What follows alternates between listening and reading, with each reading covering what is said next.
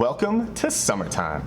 I'm Jim with Doesn't Pay Full Price, where I break down how much it costs to make amazing food at home, and nothing says Beachbody quite like hummus. But stop spending $3 or $4 on a little container at the grocery store, because we are making 3 different hummus recipes from scratch, and it all costs less than $2 total for all 3.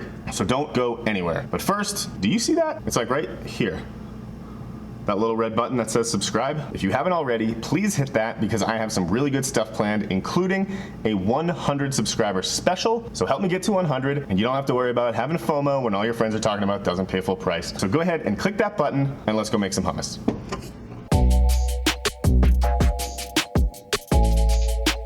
For these recipes, you can use either chickpeas or garbanzo beans, mostly because they're the exact same thing.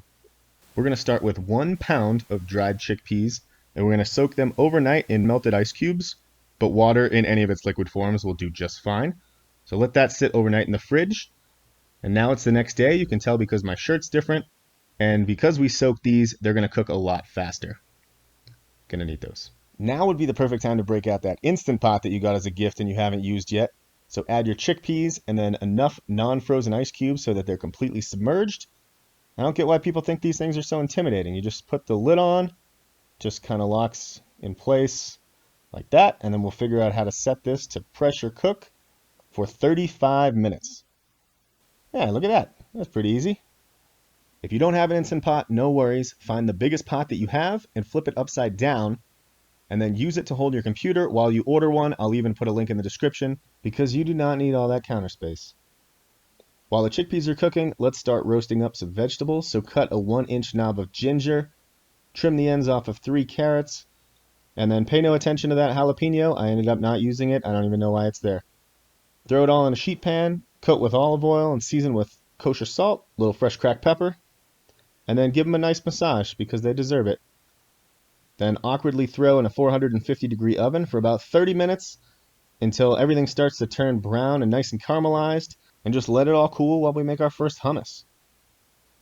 When your chickpeas are done, let the pressure release naturally, and then go ahead and give them the old squish test. You should be able to easily squeeze it between your fingers. It is going to be hot. And then we're going to drain them. You can save this liquid if you want. That's good aquafaba for cocktails or what have you. I know you're on the edge of your seat right now, so let's just start making hummus. This one's going to be a classic hummus, so start with 1.5 cups of chickpeas, 2 tablespoons of parsley, 1 lemon, freshly milked. You can use a lemon milker like this, or you could also just use lemon juice.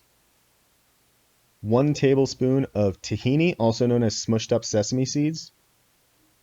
Teaspoon of salt. A teaspoon of cumin. And then some olive oil.